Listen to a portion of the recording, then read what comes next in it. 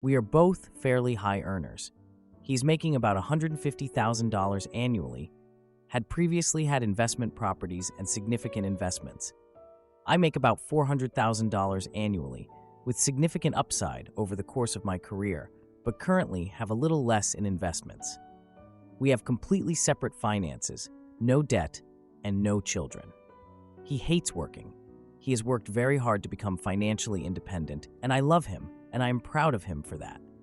Through his investments, he figures he can draw about $50,000 annually on interest if he retires now, not including his 401k, which we won't touch for many years. He has done all the planning and budgeting, and I would in no way have to subsidize anything if he chooses to retire. We have already discussed that if we have children, I am more than willing to subsidize that, since he would be the primary caregiver. But we are both ambivalent about children, and not actively trying. I am trying so hard to be supportive, but I am feeling so uncomfortable. I can't understand why I feel this way, and I don't want to share these feelings with him. This decision has no meaningful impact on my life. I could easily support us in an emergency, but he has enough that I'm not sure what kind of emergency would even require me to need to dip into my own money.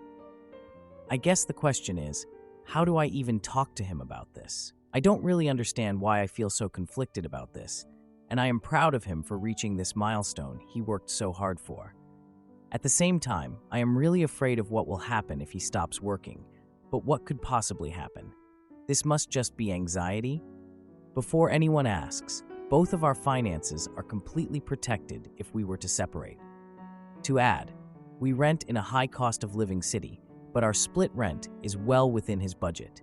We aren't looking to buy a home anytime soon. He is on my health insurance already, and that's not a significant expense for me. We both own our vehicles. We are frugal, so there is no car payment.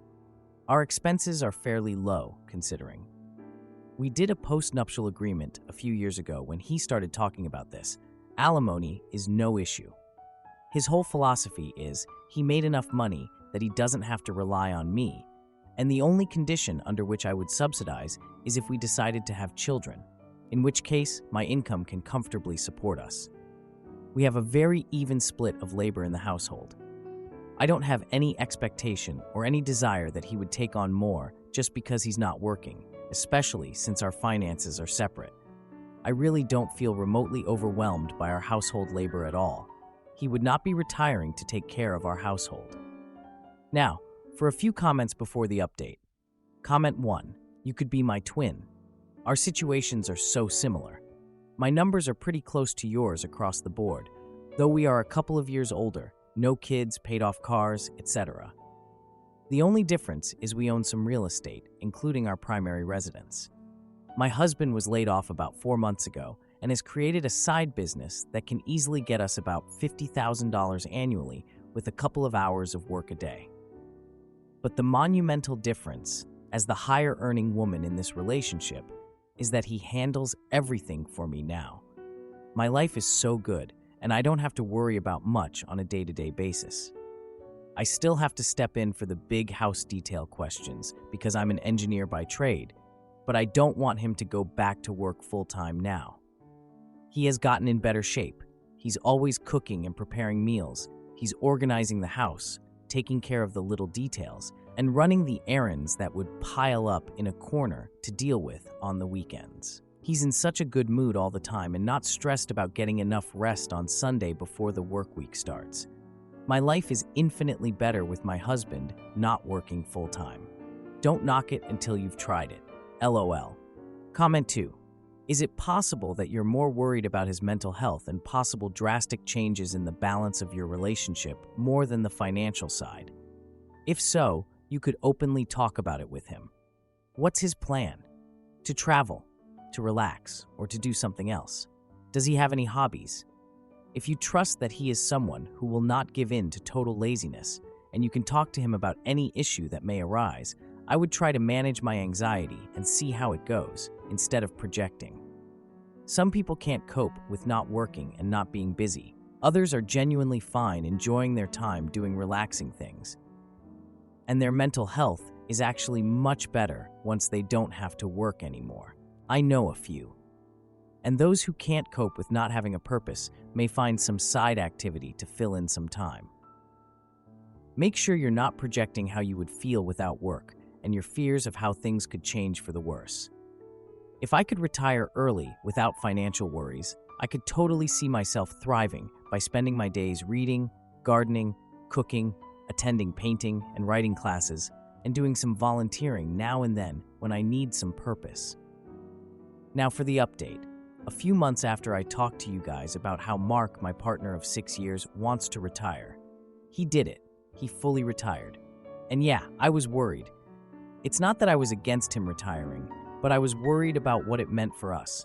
Our finances are separate, and we both make good money. Like I make $400K and he's like $150K. But living in an expensive city makes things complicated. I told Mark that I was okay with supporting him if we were to have kids, and I still feel that way.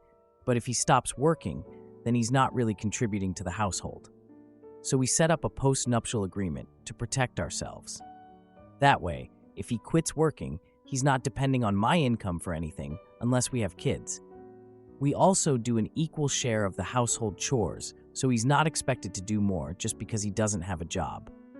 Anyways, so yeah, he fully retired and started woodworking. He threw a retirement party at this local restaurant that we like. I went.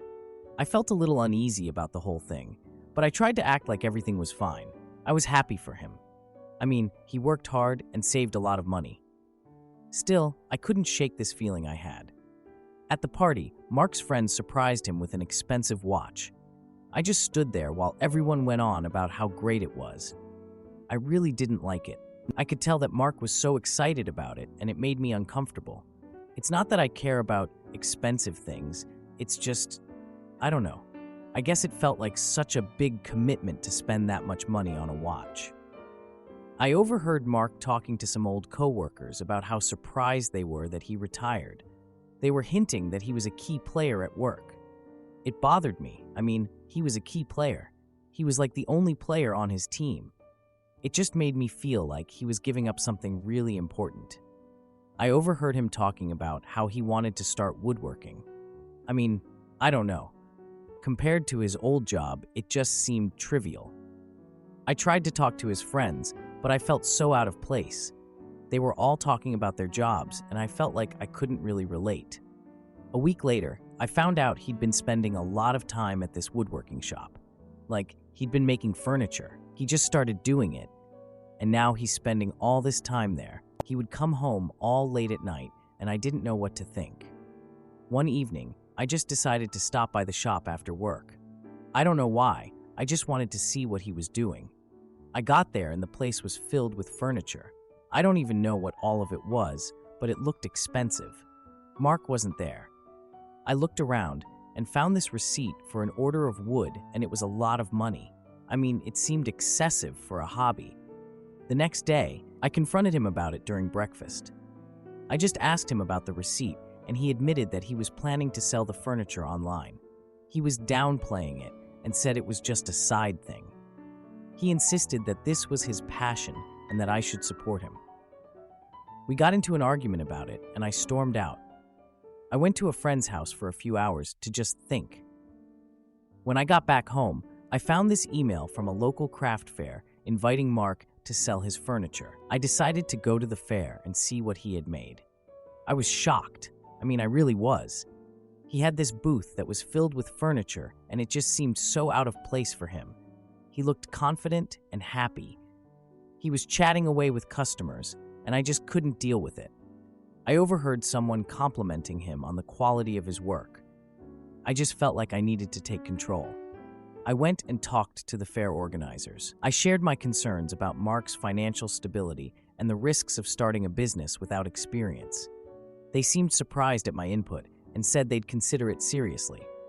A few days later, Mark got a message saying he was banned from future craft fairs. He was furious. He demanded to know why I had interfered with his plans.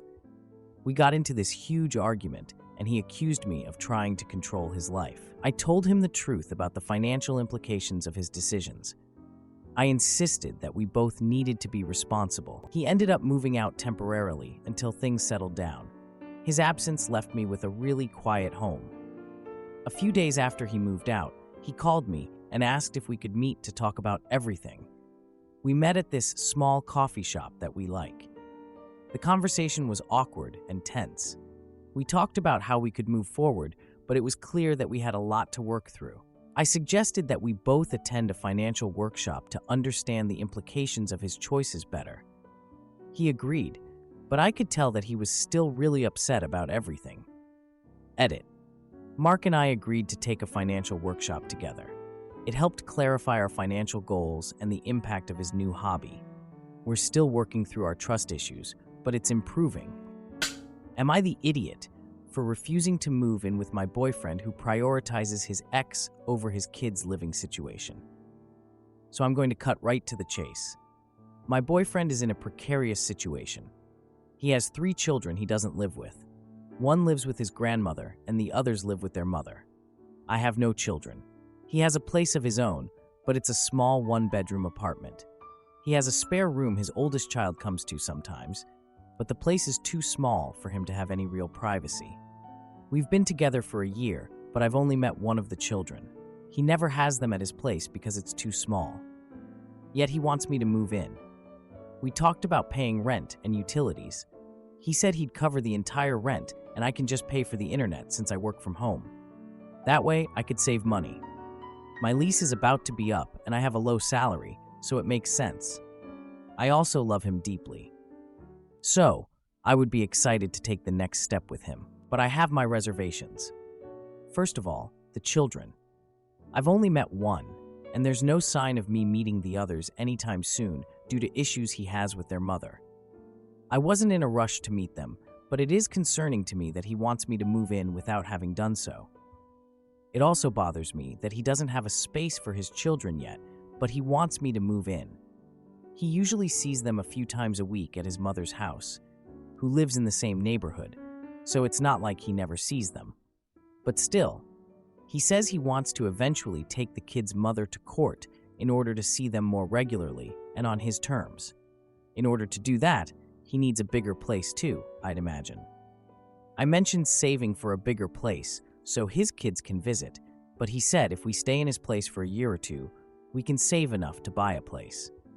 That's great that he's thinking about our future, but 2 years without having a place for his children to visit seems like a long time. It seems like he doesn't care about giving them a space, and that concerns me a bit. He says he loves them and wants to be around them all the time, but to what extent?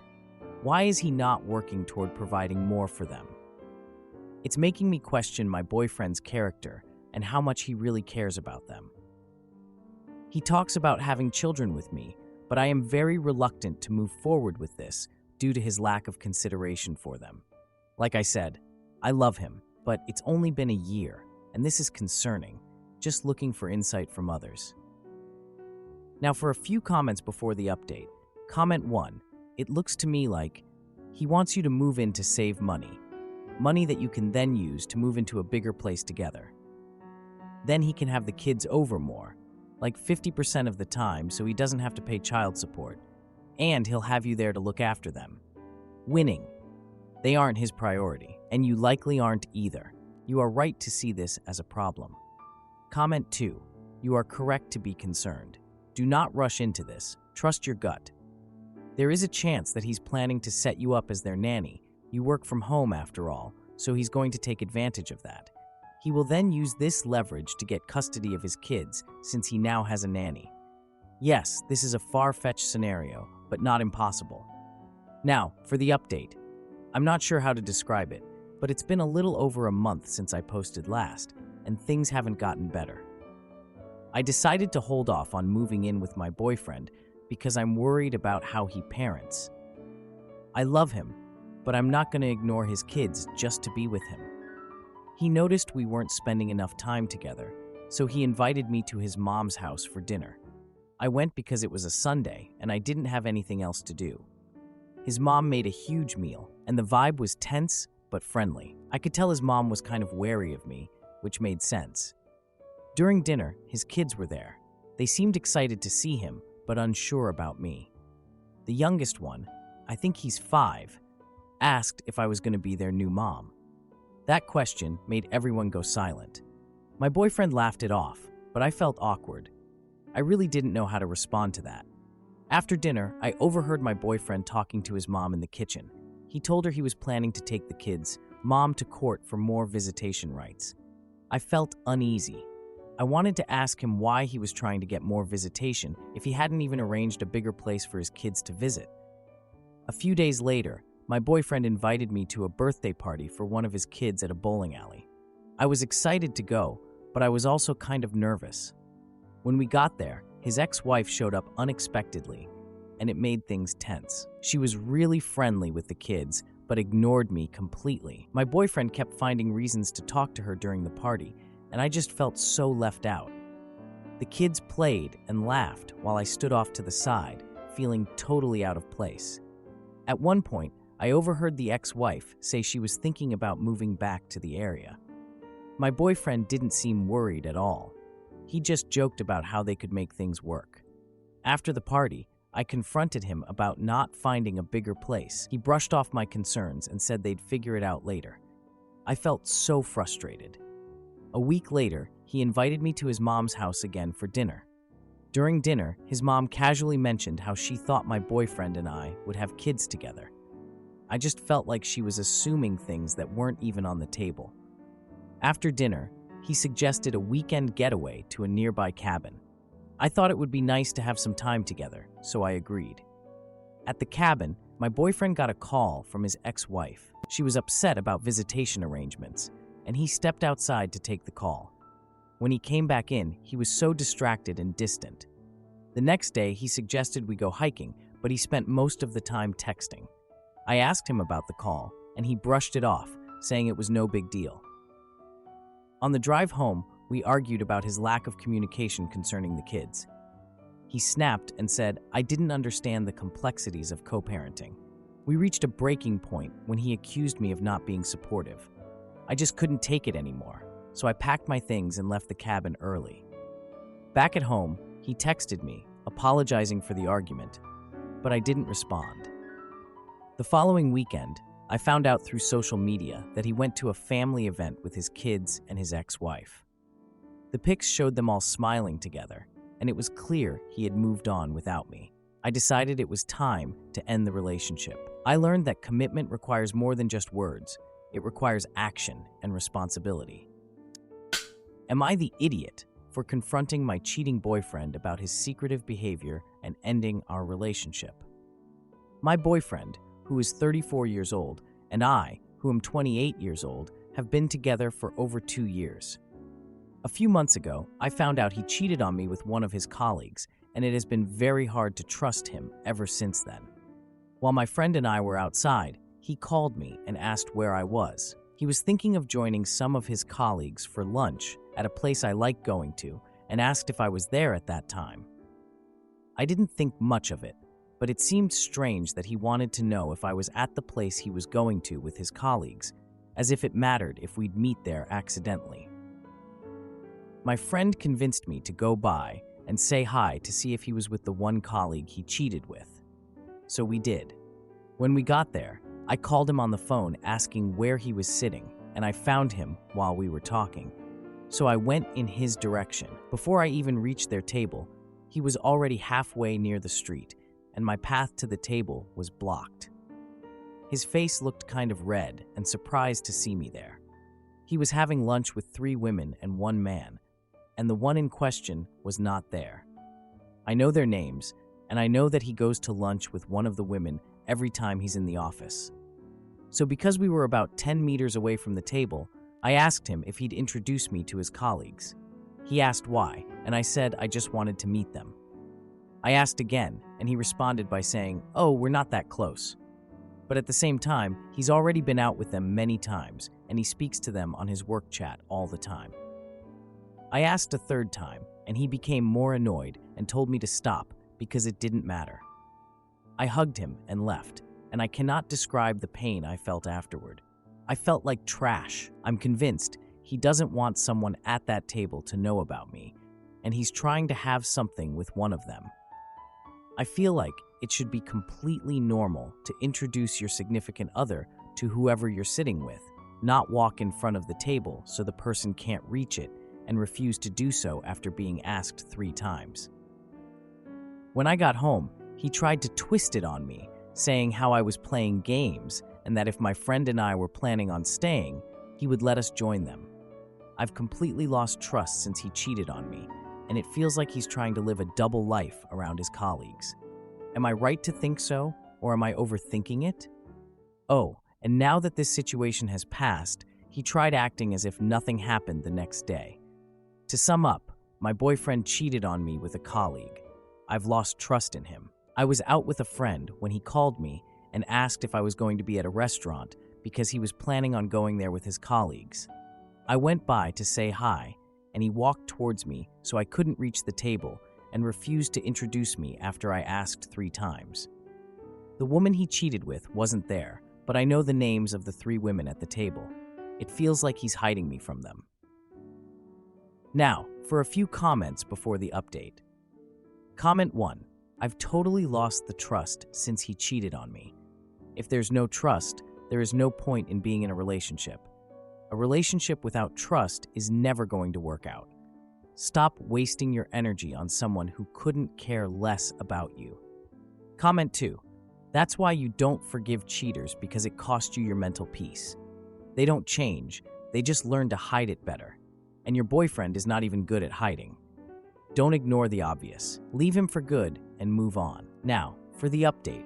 A few months have passed since my last update about the restaurant incident. I was trying really hard to build back some trust between us, but honestly, doubts still lingered. I think they always will, especially with the history we have. My birthday was coming up, and we had a dinner planned with our friends at this popular Italian spot. I love Italian food, so I was really looking forward to it. We had a reservation for 7 p.m., and things started off great. I was excited to see everyone, and I thought this dinner would be a fun way to celebrate my birthday. But then, I noticed my boyfriend was kinda distracted the whole time. He kept checking his phone, which he never used to do around me. I don't mind people using their phones, but when someone constantly checks their messages, it makes me suspicious. Things got really intense when I spotted a text notification on his phone from the colleague he cheated on me with. He quickly snatched the phone away before I could even see what the text said. I just had this feeling that my suspicions were right. So I confronted him about it in the car after dinner. I was just like, "Who was that text from?" And he was like, "Just work stuff. You're overreacting." A week later, we went to a family barbecue at my parents' house. It's always nice to see my family, and they love my boyfriend, but I could tell something was off. My younger brother brought up his promotion at work, and my boyfriend quickly changed the subject to sports. That was odd. My family always asks him about his job, and he seemed really uncomfortable answering their questions. Later in the evening, I noticed he stepped outside to take a call. I know it sounds a little shady, but I followed him and overheard part of the conversation. He was saying stuff like keeping it quiet and not wanting to hurt anyone. More red flags. When I confronted him about it later, he brushed it off as a misunderstanding. But then, my sister mentioned his secretive behavior, and things escalated. He ended up storming out, saying he felt unwelcome and misunderstood. That wasn't the first time he had said that. He always uses that excuse to get out of conversations he doesn't want to have. A few days later, I found a text thread on his phone with the colleague discussing a work project. It made me even more suspicious, but he just kept saying I was overreacting and that I should trust him. Later, we went on a weekend trip with some friends, and he suddenly got a call and stepped away for over an hour. When he came back, he said it was just a work emergency. Yeah, right. At a friend's wedding, he avoided dancing with me and spent a lot of time with other guests. I actually caught him laughing with this woman who looked a lot like the colleague. I mean, the resemblance was crazy. That was it for me. I confronted him afterward, and he just accused me of being paranoid. We ended up arguing, and he left the reception early, saying he needed space. The following week, he announced he needed to go out of town for a business trip. I got really suspicious because he never mentioned this trip before. So I decided to check his social media, and that's when I found photos of him at a restaurant with his colleagues, including the woman he cheated on me with.